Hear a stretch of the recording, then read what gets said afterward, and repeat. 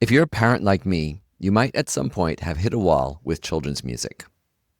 I deeply regret the day I introduced my daughter to On Top of Spaghetti, and I eventually had to ban Tom Glazer from our home.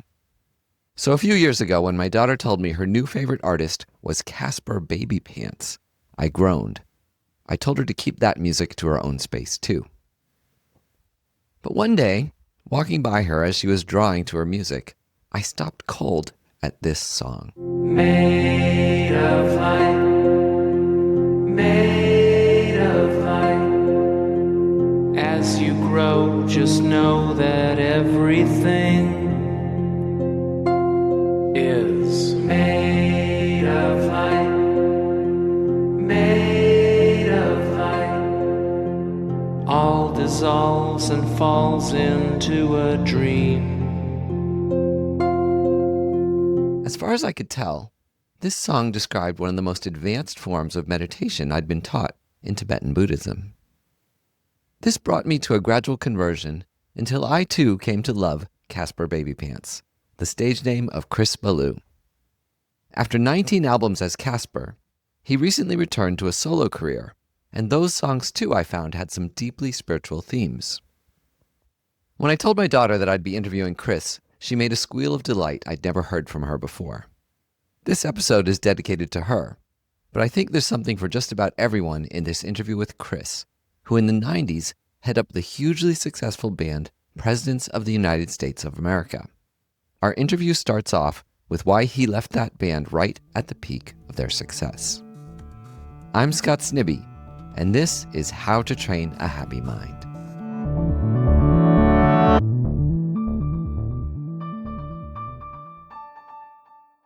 So Chris, I'm really excited to have you on the How to Train a Happy Mind podcast. And it's a particularly good day to talk about meditation and music because the Dalai Lama won his first Grammy last night. I don't know if you saw Really? that. Yeah. I did not know that. I didn't watch the Grammys. I usually watch it a day after, a couple days after. That is heartening. Yeah. Age 90, best audiobook. Man, I think there might be a trend for people who are in their 50s, 60s, 70s, 80s, 90s making music that is relevant and helpful. And you've been nominated 3 times, I think, right? So. Yeah, 3 times. Yeah. Back in the 90s, we were up again. We were nominated twice as a band, the Presidents, my rock band in the 90s. And we lost to Nirvana and the Beatles. So what are you going to do? The Beatles is certainly your single greatest influence, right? Yeah, Sgt. Pepper's is like this roadmap or blueprint, however you want to kind of frame it. But the way that album invites the listener to travel through all these different landscapes, all these different sonic atmospheres, attitudes, darkness, lightness, I mean, with and without you, into When I'm 64 is one of the greatest transitions in the world. It's like this palate cleanser. It's amazing. So yeah, as a tiny child, I think I started really listening to it in earnest when I was about 4. And I just absorbed that record over and over and over. I didn't even know there were other albums by the Beatles. I didn't know there were other albums by anybody. Well, you got lucky because it's arguably the best album ever written and produced. Right? I discovered your music through my daughter, which probably is something you hear often. Yeah, she's a true super fan. that's great. I love that. I love that. I always kind of hope that the music, like the Caspar Babypants music, would be a anchor for people as they grow up to connect back to innocent beginner's mind, childlike approaches to life. So that's nice to hear. I love hearing that. I've witnessed a number of conversations, as I drive her around with her, 14, 50-year-old friends now, where they're talking about Taylor Swift, etc. And then they say, what's your favorite artist? And she says, Caspar Babypants, and it's crickets. Crickets. That's good. Which is appropriate because I wrote a lot of songs about bugs. So crickets is and that's my favorite one of your songs, actually, but we'll get to that later. So I want to talk to you a little bit about moments in your life that you had an inner transformation, and start out with your band. When you're in Presidents of the United States of America, you sold millions of records, and yet you walked away from it, right? So can you talk a little bit about what didn't feel quite right about rockstar success and how you chose to steer your life afterwards. It's sort of the roots of that experience are in my life way before the band hit it big, when I was writing songs, recording them on my little 4-track cassette machine, and then compiling them on another cassette as a sort of album or a collection, and then making a little cover for that, and then making about 50 of them, and then going into the subway and the downtown streets of Boston and New York and playing on the street, playing in the subway, and selling my little cassette. And I just thought that circuit is complete. Now, I have written a song. I've gone through this experience of playing them live. I've sold them on a medium. I've made a little money. I go buy groceries. I go home. Yeah, it's like this perfect little circuit. I really was trying to kind of construct a life that didn't require validation from outside. So when later the presidents received these opportunities to, sign with a major label and tour all over the world, the presidents were just another in a long series of little bands that I put together just to keep from being bored. We didn't have, the kind of distractions that we have now. And so we had to create our own distractions. And that was, challenging ourselves to play a show and get ready and rehearse and then go do the show. And that was kind of like, that was another sort of circuit that felt very closed, like a closed loop that didn't require validation from outside. So when all this validation of our talent and our focus and our purpose, which was to make a room full of people elevate and sing and have a great time and participate, when that received national scrutiny, it just felt everything. It was amazing. It was great. It was flattering. It was validating.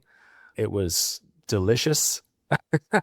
But it was also disorienting, scary. There was a lot to lose. And, before we had nothing to lose, and now we had a lot to lose, and sort of coming to terms with how that relates to creativity. There's a lot of money floating around. There's a lot of people in shiny suits who we're making a lot of money for. Who are they? What's up with them? Do they really like us, or do they just see dollar signs and they're just pretending, So there was so much to navigate. And I kind of enjoyed navigating it because I also felt like, I'd already achieved a level of satisfaction that I could always revert to. It was like a safety net or a catcher's mitt waiting to catch me if I decided to jump ship. And I did toy with the idea, and I think if I remember correctly, I pitched the band members on the idea that we should just break up. We should just be the Sex Pistols and put out the perfect record and break up and freeze ourselves in this perfect state. And then my thought was, I'll just move on. I'll just start another little band to keep from being bored on a Tuesday. But it's so enticing and alluring and once in a lifetime opportunities type of sensations overpower the sort of fight or flight response, which I was also managing. So it's like this gnarly kind of tension between opportunity and success in a traditional way and a safety net and more kind of sustainable, peaceful way to be. And then also the big one was my son was born in 1997. And I just, I didn't want to miss anything. I didn't want to miss the milestones, and I wanted to be a regular person that watched the seasons come and go again and did it with my child. And so all that combined, plus we'd had a couple of scary experiences where shows were getting out of hand. There was a situation in Australia where somebody kind of got crushed, and they didn't die, but they were in trouble and they were having an asthma attack, and we had to stop the show. And not that was happening everywhere. We weren't the Beatles or anything. Although in Australia, we did have to run for cars, and we also had to have fake names at the hotel. And my fake name, you'll never guess, but my fake name was Paul McCartney. That'll throw him off. Yeah. Well, and there's just a tiny side note. His fake name, when he had to do that back in the day, was Paul Ramone, and that's where the Ramones got their name. Amazing. So, yeah, that's why I chose Paul McCartney. I love that. Yeah, and it was a really sudden way that I broke the news that I was quitting to my bandmates, I went to a band meeting in August of 97 and just said, well, first order of business, I quit. That's like, and then the to-do list got real short. I think I can speak for Dave, the guitar player. He also felt some of what I was feeling. I don't think to the point where he would have raised his hand and quit, but I think there was a sense of relief. But yeah, I just finally, after, a long spell of journaling, and even I remember driving in a car, and whenever I was driving, I would talk out loud to myself, like trying to counsel myself, like, you've got to do it, you've got to move on. You're in my gut, the signals coming from my intuition, my belly, or whatever you want to call it, were so strong. They were just like, you have to move on. So anyway, that's kind of the sort of breakdown of the challenging dynamics around all that stuff. Self-awareness and being in touch with the signal and the messaging coming from your core, from your body, from your intuition, whatever you want to call it. I've found that if you quiet down, there are very clear messages being presented, and being open enough to receive them is one level, and then to act on them is another level. That's very important. It's one of the main things that I tried to give to my children as a piece of self-awareness. And I would repeat this, I started saying this when they were really little, just like anytime you're in any situation, check in with your body, see how your body feels, and then follow its messaging and its direction. And you will find a minuscule microscopic doorway, and that doorway leads to the now and your happiness.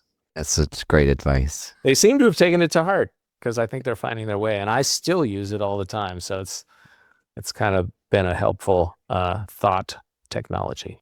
Quit while you're ahead is one of the best pieces of advice that almost nobody takes. So congratulations on managing. I had this quote from you that I just loved. You said, I loved that feeling of being culturally completely irrelevant while simultaneously being loved and successful and connecting with an audience. Tell me more about that. Yeah, I think I might have been referring to the Caspar thing. Yeah. Once you left. So as the presidents were doing their thing, like I said before, I wanted to quit the band and continue to experiment. Well, I just did the band and continued to experiment. And the messaging I was getting from my system was, there's some other way to relate to music that is going to sustain you better than this rock band thing. The rock band thing felt very unsafe, very shaky. The metaphor I used to use was, success seemed to me to be a backstage room with a velvet rope, and they would remove the rope and I'd get to go into the room, and the room would have everybody else who was famous in it, and it would be so relaxing and beautiful and wonderful. But I found, sort of on an instinctive level, that when I got into that room and they moved the rope, immediately I saw a door at the other end of that room with another rope, and I knew that it led to another room with another door with another rope, and another room with another door and another rope, and it would never end. That I would just continually have to be proving myself. So yeah, when I after years of tinkering on the side, trying to find this thing that my intuition was telling me to search for, the music got quieter and quieter. And then I met Kate and I saw her artwork, and I thought, oh, I want to make music that comes from her artwork's planet. All the adjectives I use to describe her art, I want people to use to describe this music that I want to make. Innocent and bright and cheerful and full of animals and paper and, handmade. So I started making music. I wrote a few songs to directly accompany some of her artwork, and a cartoon light bulb went off over my head. I just went, oh, I know what it is. It's kids' music. And the next thought I had was, I'm free of cool. I do not have to prove myself as relevant in the sense that I'm cool anymore.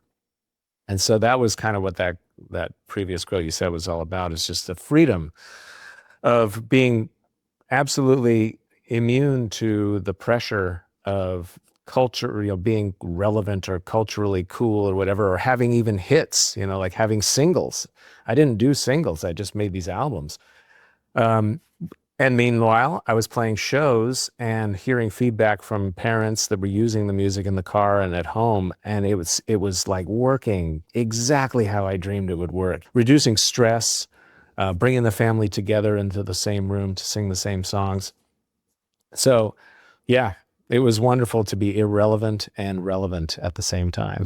Probably aware, in Buddhism, there's this principle of selflessness, that we really become happy and fulfilled and effective when we let go of that tight ego, which makes us feel separate, right? When you let go of that.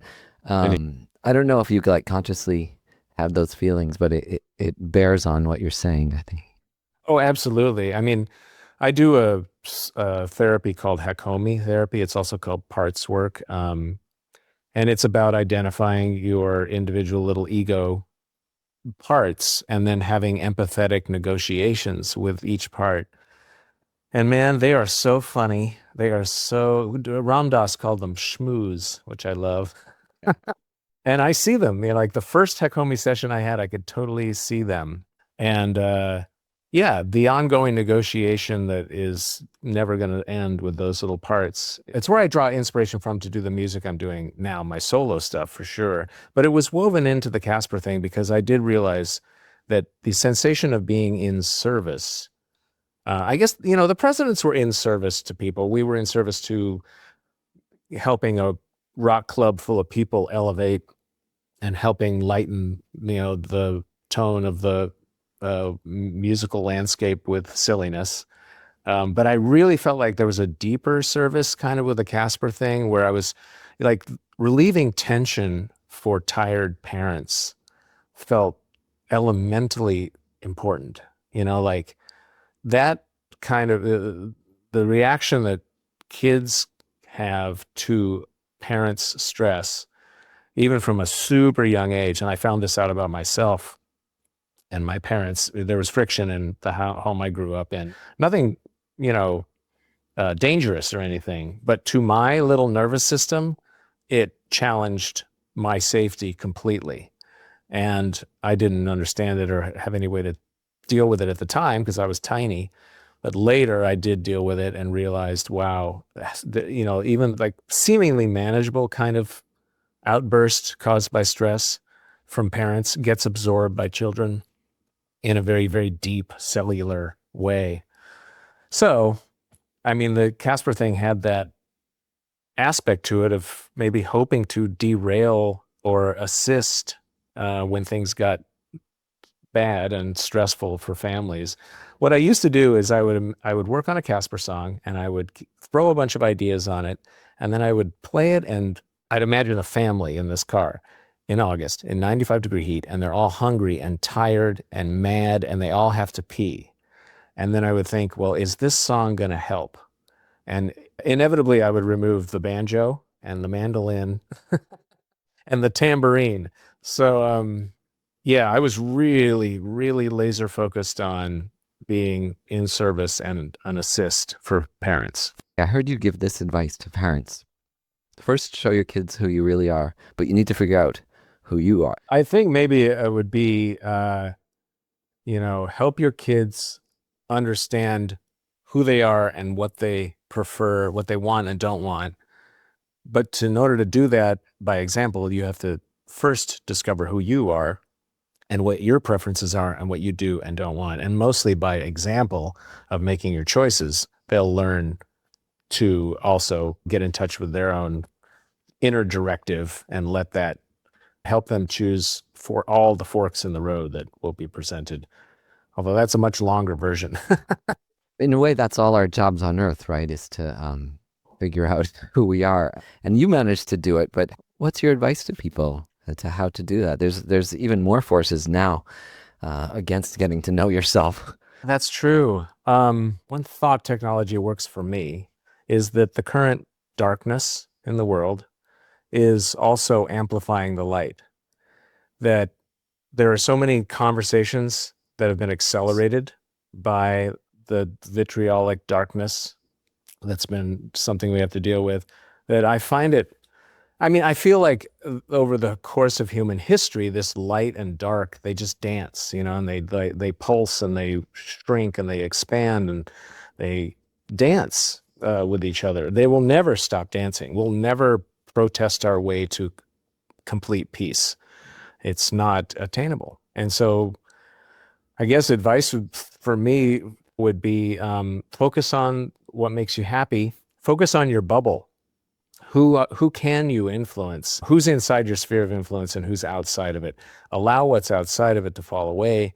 Focus on what's inside of it. And if everybody did that, those bubbles would all touch each other and hook up and make a big old bubble net. Yeah, it's all made of individual relationships. Um, you use humor to an extraordinary extent. I had a great quote from you. Silliness is a byproduct of peace and happiness and enlightenment. Of course, I love that as, someone who's interested in Buddhism and the ideal of enlightenment. Tell me more about that. Well, benefits of silliness and how that's infused your life and work. I mean, it's just beginner's mind, one of the reasons I focused on 0 to 5-year-olds with Caspar Babypants is those, especially the 0 to 2, they're like little Buddhas, man. They are enlightened. They're already there. We learn how to name things. And eventually you end up, if somebody says draw a tree, you draw what you think a tree looks like, not what the tree actually looks like. And that's a loss, and I guess that beginner's mind to me means I look at a chair and I don't just see a chair. I see a shape. I see the abstraction of what a chair is. And then I can pretend it has a personality and it has emotions. And like, I'll write a song about a chair that, don't sit on me or something. You told a great story about when you were interviewing different labels to sign with, that Madonna's label, Maverick. You got to talk to her. You didn't end up signing with her, but you got to talk to her, and she said she warned you that you're never going to achieve the level of success you deserve because you're funny. So what's the problem people have with being funny if it's so powerful and beneficial? Well, I think specifically she was like, you'll never receive critical acclaim for your craft. Yeah. So the success level was always, I think she was trying to help us achieve greater success, actually, by telling us that if we are fun and funny, which she was too, dance, that 80s dance music, before she got real serious, it was all just bubblegum fun, that, that's not respected. The craft of making something that's fun isn't. Like, look at Weird Al Yankovic. I mean, he is insanely talented. And you could argue actually that he's bucking the philosophy because he is universally loved. So he's our leader. He's our fearless leader into the world of silliness. There's a spiritual dimension that I started to notice in your work when my daughter played the song Made of Light for me. I think that's the one that really, all of a sudden, I was shocked. We'll play a little clip for folks. Made of light, made of light. As you grow, just know that everything is made of light, made of light. All dissolves and falls into a dream. Made of light, made of light. Love you so there's no space in between. I saw a lot of connection between my own experience and education in certain types of meditation, mostly from Tibetan Buddhist meditation, and this song. And that's what really drew me to go much deeper into your work. Can you share a little bit what motivated that song? Yeah, as I did the Caspar thing, the way I make records is I just work on a big batch of songs all the time. It's this huge well of songs, and I'm always listening and making notes and moving things and tweaking as I go. And then when it comes time to make a record, I just skim the cream off the top of that barrel and release a record of all the best stuff that's the most finished. And then I just continue to tinker with the stuff. As I did that, the barrel of songs, or whatever you want to call it, started to really fill up with a lot of mellow songs. In general, I would take each album and I'd go from high energy to low. Like, the albums are designed to, you put them on and they grab the kids' attention, and then pretty soon I'm telling stories, and then pretty soon things are slowing down, and then pretty soon you've got a lullaby, and then you're asleep. It was sort of like sonic narcolepsy I'm trying to induce in the children. But I realized I had so many more lullabies than I could, use one or two on the end of the album. So I made two lullaby records. And part of that batch of songs of lullabies were these really esoteric songs that were kind of more broad. And Made of Light was one of those. Do you have formal meditation training? Like this, did this come out of a type of meditation training or a spontaneous experience? The roots of that way of being go back to college. I would have these weekends, literally like the entire weekend, I would put on a Brian Eno album called either Music for Airports or Apollo and Atmospheres, the soundtrack. And I would just listen to that album, with the exception of leaving my room to get something to eat, for 48 hours. And I didn't know what I was doing. I just knew I need this. I need to be alone with this music and be quiet and say nothing for 2 days. I was doing a meditation retreat, but I had no idea what it was. It wasn't until later when I started just deep breathing. A lot of my relationship with meditation and Qigong, which I did for quite a while, and now yoga and more kind of stretching kind of stuff I'm doing currently, is just instinctive. I just, like back in college, I was given the message, you need to shut up and be quiet for 2 days. And then I just keep following the messaging. And then it would say, you need to deep breathe and you need to move. And my wife and I discovered Qigong, I don't know, like 15 years ago, and started doing it together, just to a real simple, like 4-set kind of thing on YouTube. Boy, it was immediate. Like, this is better than drugs. This is better than alcohol. This is better than anything, better than music. And so just over the years, just kind of following my intuition and doing it, and then being curious and listening to Alan Watts and Ram Dass while I do it, that really accelerated like ideas. Ram Dass is at his best. I feel like he's a sort of existential stand-up comic. He's got the silliness thing dialed in, and he's got great little slogans and very quick little sayings that kind of encapsulate ideas that I loved, which inspired me to come up with my own. And so, yeah, it's all just been this sort of hodgepodge. I took one Qigong lesson in Mexico. I have a physical therapist who helps me kind of do stuff, but it's really just intuitive. I just follow the signals. Music's the only medium that can instantly change your emotions, right? You don't like always walk up to a painting and get excited. A lot of my friends are monks and nuns, actually, and they have a vow. In Tibetan Buddhism, at least, they have a vow against singing and dancing, making music, attending concerts. Every one of them breaks that vow. So can you talk about how you use music to change your own emotions and others?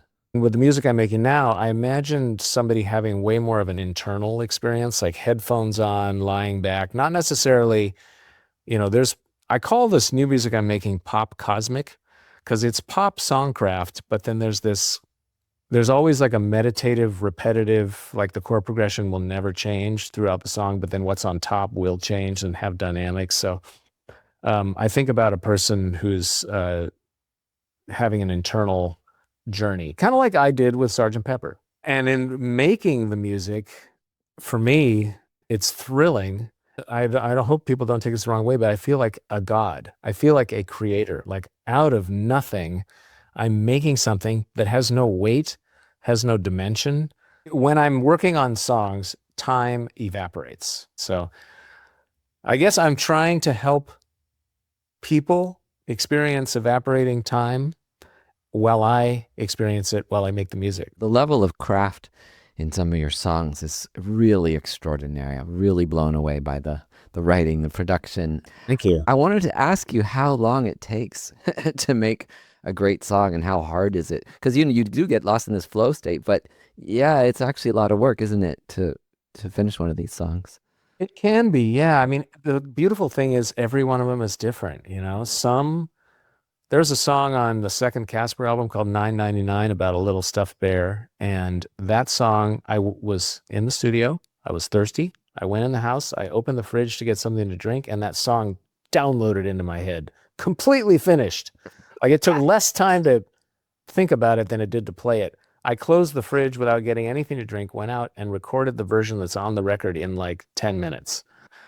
So sometimes it's like that. And then sometimes it's a real struggle. Like I'll work on a song and it'll be fundamentally flawed, but there's one little bit. I always find that with failures, there's still a tiny shred of DNA in there that is pure, that is trying to be something great. And the challenge is to let my ego drop and listen to my own music and really be fearless about like, all right, 99% of this song is a failure, even though it took me days and days and I worked on that guitar sound forever, but given time, I forget about that. And I'm honest about what's working and what's not working. I also have 4 co-producers that give the songs a listen at a certain stage and give me notes. I wanted to talk to you about my daughter's favorite song. I don't know if you remember that. It's called What Do You Find? What do you find? Yeah, what do you find? What do you find in a jellyfish mind? Yes, I love that song. So I'm gonna play a clip of her and her reaction to that song. My favorite Caspar Babypants song is What Do You Find? I like it because it's just such a happy, joyful song, and it puts all these really funny images in my mind. I would never think of an enemy thinking of ping pong and clocks. What do you find in an anemone mind? Thoughts of airplanes, thoughts of socks, thoughts of ping pong, thoughts of clocks. I don't think so, but then I don't know. I don't know. I don't know. But I do know that I do think of them, staring through the glass at the people staring at them at the local aquarium. You said you like to make songs that work for like 3-year-olds and 33-year-olds. And, we were listening to this song. I was like, okay, that's what you like about it. I said, what I like about this song is that it reminds me of the hard problem of consciousness. There's this famous paper called What Is It Like to Be a Bat by David Chalmers, where he says, like, this is the thing we can never understand about consciousness, of what it's like to be a bat. And this song, in the most beautiful, playful way, is asking these questions like, do creatures have consciousness? What's it like to be them? I don't know if those ideas were in your head, like consciously or unconsciously writing that song. Oh, yeah, absolutely. Because I'm an anthropomorphizer. So, like I would even say, what do you find in a chair's mind? Or what do you find in a lamp's mind? But yeah, absolutely. It was just a genuine, silly-ish curiosity. I guess the first thing is to wonder, like, well, what's going on in a jellyfish mind? And do they wonder about us? One other thing I wanted to just say about, my daughter, which is really, how I learned about your work, is that she started saying Walt Whitman as a non sequitur constantly through the house. And also the hustle and the bustle of the concrete jungle, And I was like, where are you getting these things? And it turned out, it's this song, Bubble Wrap, a great rap song you wrote. Yes. I'll play a clip of her talking about that. What did you like about that particular part of Bubble Wrap? Oh, I like it. It's kind of unexpected to have something yell, Walt Whitman! Did you know who Walt Whitman was when you heard that song? I actually looked up Walt Whitman after that. What did you learn? The poet. He liked to say blades of grass. The green grass was so serene, I was happy and relaxed. But I floated too close to the leaves of grass when the wind, it blew me back. Up, so high in the sky, so high that I could see. I was the only bubble that was free from trouble. Free, free, so free, so free, so free, so free, so free, so free, so free, so free, so free, so free, so free, so free, so free, so free, so free. Sing it! This is a bubble wrap from a bubble to you and me. Come on, listen to this bubble wrap and set your bubbles free. Set your bubbles free. This is a bubble wrap from a bubble to you and me. Listen to this bubble wrap and set your bubbles free. I'll tell you where that came from. So there was a band back in the 90s called the John Spencer Blues Explosion. That's an amazing album. Oh my God, that orange. Yeah. And I don't know if it was on Extra Width or Orange, and I can't remember which song, but John Spencer yells at one point, "What, Whitman?" And I just thought that was so funny. And so here I am, like, using the Sugar Hill Gang as a template to do a rap called Bubble Rap. A lot of your songs make me go update my daughter's music education, because I said, oh, you know, there's this band, the Sugar Hill Band. This was like one of the very first rap songs, and we went and watched it. Yeah, there you go. That's great. I love that.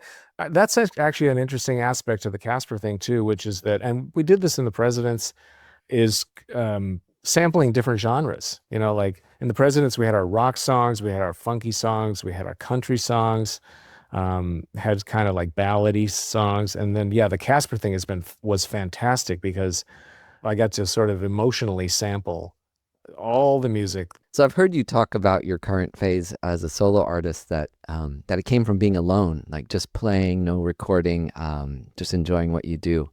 And many of my friends, you know, I don't know if you have any friends who've gone on very long meditation retreats. I mean, I have ones who've gone on 3-year retreats.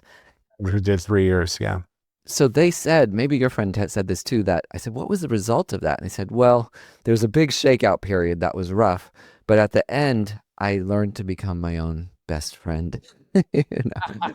And a lot of them say, like, that's actually a pretty good definition of meditation too, of learning to become your own best friend. So can you talk a little bit about rolling into your solo career and connecting with yourself in the last couple of years? Wow, okay. So during the pandemic, I had to cancel all my shows, all my Caspar Babypants shows. And the immediate feeling I felt when I realized that was relief. And I realized that I had been sort of deep down needing a break. I did 1,247 Caspar shows in 10 years. Then toward the end there, I was packing them in just on and on and on, just one after the other. And I needed a break. And the pandemic came along and offered me this amazing break. And so I decided to really take advantage of the shutdown and shut myself down to reset. And sure enough, out of that stillness, I started to, well, what happened was there was a song on one of the last Caspar albums, which I put out during the pandemic, called, what was it called? Scary Motorcycle or something like Supersonic Motorcycle? Sonic Motorcycle. Oh, that's Samaya loves that one. That's maybe her second favorite. It is really good. Thank you. That's a true story. My neighbor in West Seattle, when we lived in Seattle, we live on an island now, but he had a real like fancy motorcycle, and he would turn it on before riding it and rev it, you know, like get it warmed up and everything. And it was just like our whole house was shaking, and I don't like this. So I wrote that about that. But in order to record the song, I went out and bought a distortion pedal, which I had not used distortion in 12 years because that was not one part of the Caspar palette. So I bought this real fuzzy distortion pedal, and I suddenly was like, oh, distortion. I remember distortion. Wow. And all of a sudden, this whole world of music that I had made before, which was real kind of heavy, repetitive, kind of distorted, groovy kind of vibe, came back, flooding back into my creative factory. And then lyrically, thematically, is where being alone and being quiet and doing Qigong every day and sort of listening to Ram Dass lecture during that whole shutdown time sort of nurtured these perspectives about existence and consciousness and death and birth and matter and light and, you know, the why of existence and all that kind of stuff. And so those started to become little slogans and little ideas that would bubble up and become song titles and perspectives for songs. I actually wanted to ask you about like a couple specific songs. So in Truth or Dare, You talk. There's a Madonna reference. Huh? Mine is Truth and Dare. Truth and Dare, much better, much better. Yeah. In Truth and Dare, last year, one of last year's albums, there's a song called Feedback Loop that I was enjoying, and I'll play a little bit. Living things will fall apart and feed the thirsty soil. A circuit that is loving and complete. Predators and prey are like a pot that never boils. Consciousness keeps them anything but free. Finding equilibrium is possible but foolish. Freezing in the rising summer heat. Polyrhythmic waves do not care what the rule is. Time after time they end up whispering to me. Can you feel that endless? Can you feel that endless feedback loop never ends? That loop never ends. That endless. Can you feel that endless feedback loop never ends? That loop never ends.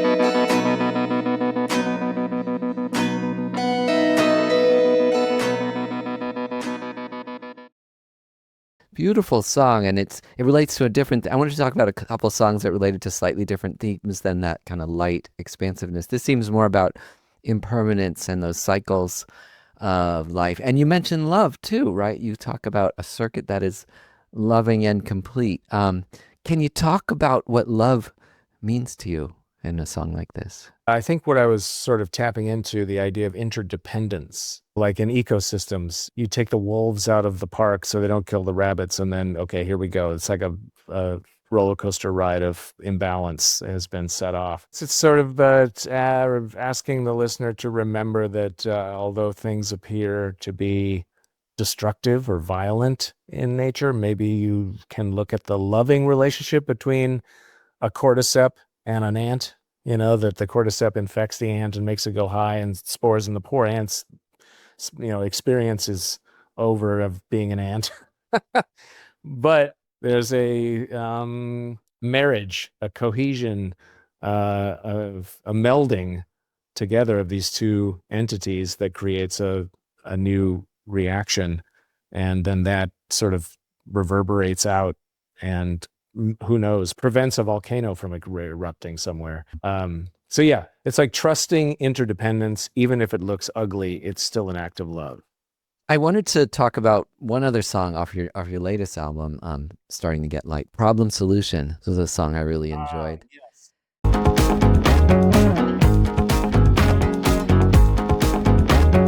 Every time the fear looks different, but it's really just the same. We are twisted by indifference, going by a different name. Every missing opportunity can be covered up with rage. Every endless bond of unity hidden on the empty page. Problem, solution. Problem, solution. This song seems to touch on these emotional ups and downs we feel, as problems inevitably occur in life, like fear, loss, anger, how they're inevitable, and maybe how we can grow through them. Yeah, I love that song because that song's really a sonic totem or a sonic talisman that or a sonic worry rock that I use. It's sort of just the idea that existence can be boiled down to problem solution. Like I breathe in and now I have a problem. What do? Oh, I breathe out. Solution. On an elemental level, we're problem solutioning whether we know it or not. Like our body is problem solutioning all the time. But it also helps me calm down when there's too much going on, just like there's a leak in the roof and there's rot in the wood in the building or whatever, there's just the practical. I've got to pay my taxes. I've got to do this, do that. Like, okay, problem, solution. Problem, solution. So this is your mantra, for people that don't know, a mantra is a phrase you repeat that evokes a certain quality in yourself. I do a lot of them because I'm a Tibetan Buddhist, like Om Mani Padme Hum, is the mantra of compassion. But you made up your own problem solution. That's your mantra. Yeah. Many years ago when I moved to Boston, I lived with a Zen Buddhist and he was a Nam Myoho Renge Kyo sayer. And I did that for a while. It didn't resonate with me. I'm too creative. I like to make up my own, but I do make up nonsense sort of words that I will say during meditation sometimes. But yeah, problem solution I use on a daily basis to calm myself and allow things that seem chaotic to become organized. And it's like Tetris, you take chaos, organize it, get rid of it. So I wanted to roll out of this episode with my favorite Caspar Babypants song, if that's okay. Yes. Woods Behind My Home. And I want to ask you a little bit about it, because it's just about imagination and joy, and the production's insane. I think that was a song really when I started listening to it, and my daughter's like, oh my God, this song is so incredible. The way you, just the effects and the music and the processing that bring to life each little episode in that song. And it kind of reminded me of, the Peter and the Wolf album. Like, I think a lot of us listened to that as a kid, like Basil Rathbone, that shows you how music can paint images. I love that you picked that song. That song is totally about a memory from being a child. So the house I grew up in had woods behind it for most of my childhood, and then they were developed and turned into houses. But that little strip of woods, I mean, it wasn't big at all. It was maybe like half an acre, or maybe an acre. But it seemed endless, and we found a weird old little like shed in there, and we found some old linoleum, and it just seemed like something used to be there, but it was all disintegrated. So that song is absolutely about the sensation of me being a little kid and fantasizing about what else is going on in the woods behind my home. And the Peter and the Wolf thing is dead on, because I thought I'll take each verse and make it musically support the characters and the theme of each verse. So that song took a long time to make. And then at the end, I kind of bring all the instruments back in. So yeah, and that was very much, I grew up listening to that Peter and the Wolf album, and loved it, and loved the way instruments were used to sort of spark your imagination and make something come to life. So yeah, thank you for acknowledging that. Thank you so much, Chris Ballew, for taking your time to talk about music meditation and be really vulnerable, talk about a lot of sensitive personal things that I think will inspire people to get to know who they really are. So I so appreciate that. I really appreciate a platform to kind of link intention and spirituality to creativity, because I think a lot of people are focused on success, but there's a way to relate to your creativity that is about attaining the highest form of satisfaction right now without any external systems. So that's where you need to go. Thanks a lot, Chris. So here we go. Woods Behind My Home.